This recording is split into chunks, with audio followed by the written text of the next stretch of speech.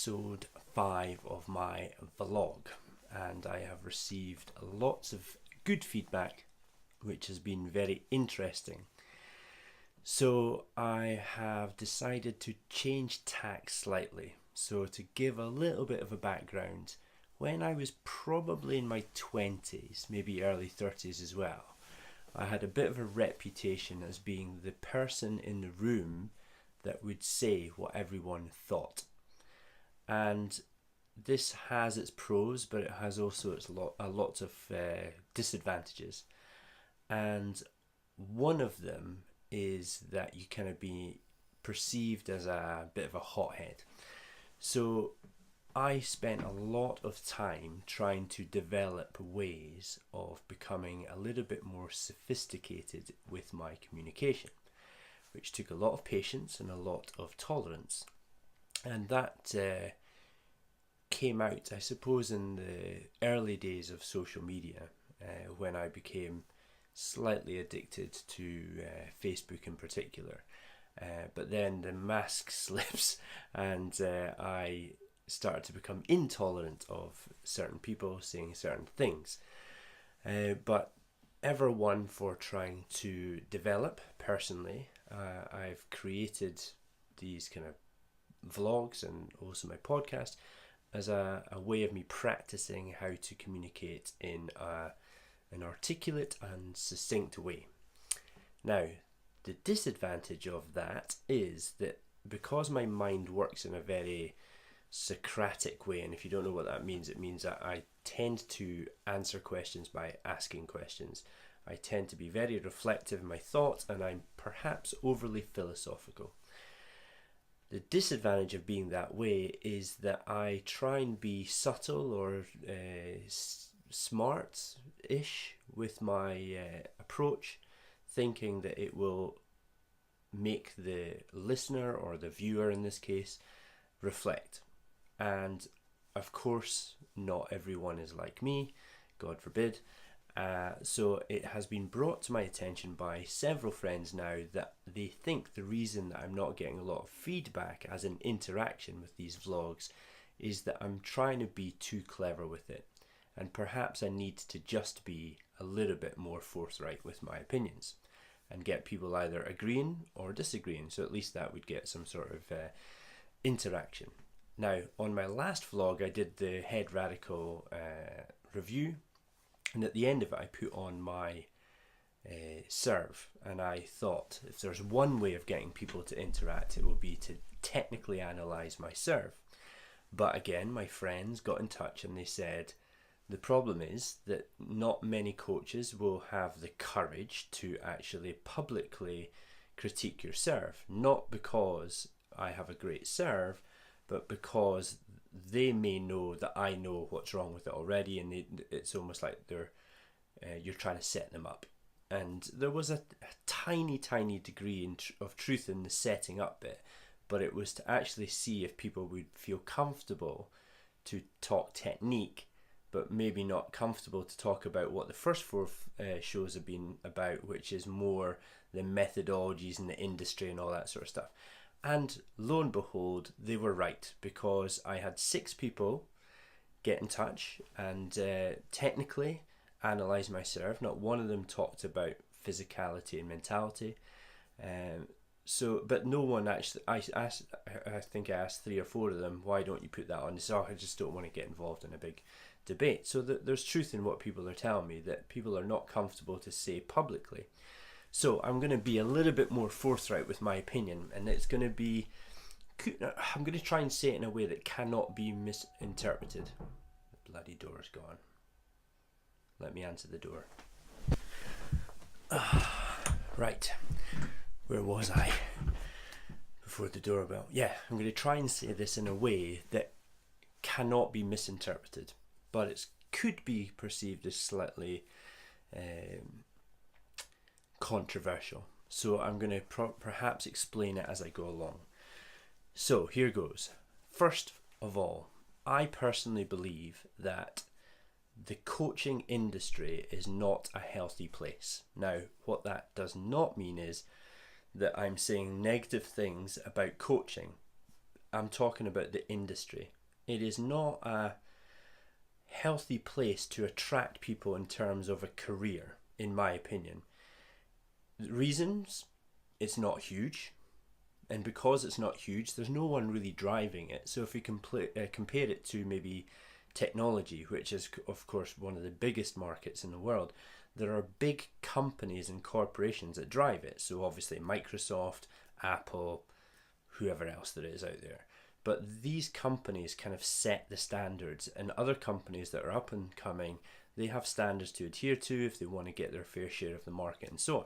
There's no one in world tennis that is doing that job in terms of actually leading and showing the way in terms of a career path. So that's the thing I want to make sure that people understand. I'm not slagging off current coaches, current coaching academies. There are lots and lots of great coaching academies and coaches out there. I'm talking about the industry as a whole. Now, if we think of the coaching or the state of coaching, I'm talking about the UK. And this is why I want this to get out there so that other countries can give their opinions on what happens in their setup and systems and so on. But in the UK, I would liken most coaches to almost like tapping into that gig economy. So gig economy is like Uber and Deliveroo and all these places. They are great because they offer a degree of flexibility to someone who wants to earn some money. So if you want to be an Uber driver, you just get your license, which appears to be quite easy, and you can sit at home and get a call and be there, or sit on the road and get a call and be there, and you get X amount of gigs a week, and then you make X amount of money. Same with these kind of Deliveroo, like delivering pizzas and whatever it is, takeaways and so on. Tennis is a little bit like that, in that I think coaches are perceiving that their hours are like gigs. I get 40 gigs a week. But the problem is that all of those gigs are in, or most of them are in, unsociable hours for coaches, because they're in sociable hours for their customers, which is fine. And of course, you have to suck that up and take it to a degree. But the crunch comes when coaches get to a certain stage in their life when, number one, they maybe have some ambition and want to have a definite career. And number two, they maybe want to have families or settle down. I hate those words. If you ever come to any of my confidence talks, you'll understand how much I hate those two words, settle down. I don't think anyone should settle down. I think you should build up, but that's for a different day.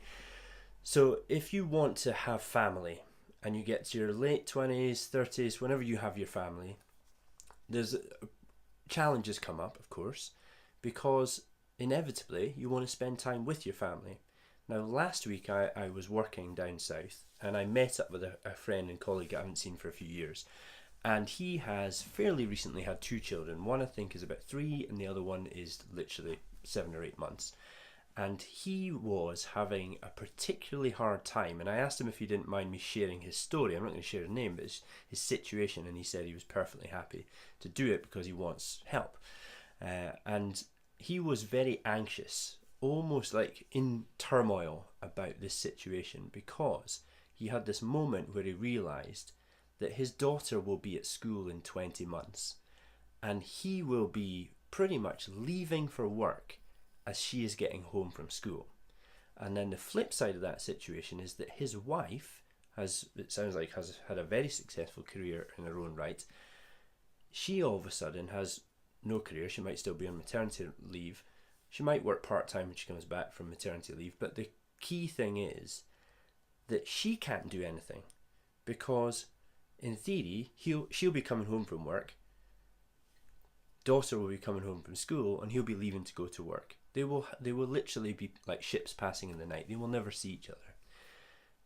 So this cannot be healthy. Now, of course, you could be saying you've got to suck it up. But what this coach said, and I've seen it as well, is that he said the percentage of coaches that he knows from around his area and further afield in the UK and even abroad in some situations they have either dysfunctional relationships with their partners, or they're divorced, or they are in bad mental places, maybe either still in relationships bad mentally or separated and bad mentally, but it's not healthy.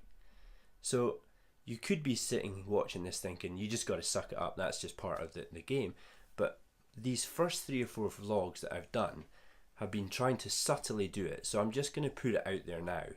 I believe that the industry of coaching in the UK is an unhealthy place to be for the majority of people. There are a tiny minority of people that are employed. Great, they get their salary, their pension, their healthcare, their car perhaps, an allowance, all that expensive stuff. That's great.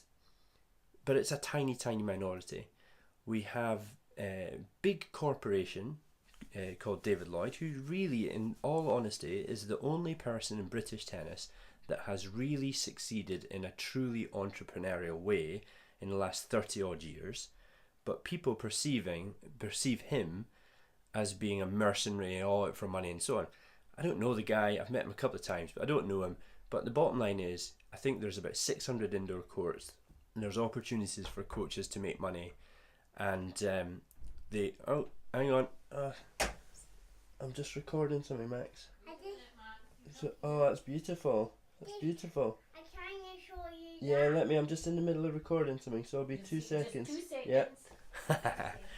real life example there. So that's me working from home with my 2-year-old wanting to get my attention, but I can't because I'm working. So where was I? Yeah, so people can say whatever they want about David Lloyd and the corporation, but they are the only living example of true entrepreneurial spirit in British tennis. And as long as I've been playing for 33 years now. So what can we do? What can we do to actually make this a healthier place to work? There must be solutions of either creating part-time tennis employment or contract work that takes the heat off people having to work all the unsociable hours that time allows. There must be ways of thinking of your coaching as an actual business rather than just a kind of gig economy. There must be solutions out there. So you will either believe this or you won't. I don't care. I know what I believe, and I want us to come together, even if it's in disagreement. If you think I'm speaking absolute horseshit, tell me and I'll explain my point of view. You can explain yours, and we can do it in a very civil way, and we'll perhaps find that we've actually got more common ground than disagreements. So, in summary, I believe the tennis coaching industry is an unhealthy place to work. There's not a clear career. You have to make it for yourself. There's not an industry leader that's showing the way. There's no path. You have to forge your own. And of course some people will succeed, but I'm talking about the majority of people. I don't want to work in an industry where people bust their asses for maybe 10 years of their 20s and then decide they want to get a proper job or have some sort of life and can't. That is not healthy. So, over to you, and let's get speaking about it. Agree, disagree, share whatever you want, but share this with as many bloody people as you can from other countries, because I know there are models out there that there must be, or I know for sure some in Belgium that actually have seem to have healthy situations where the coaches are not like busting out 40-50 hours a week on court. So share it, get involved. Over to you. I'll be here.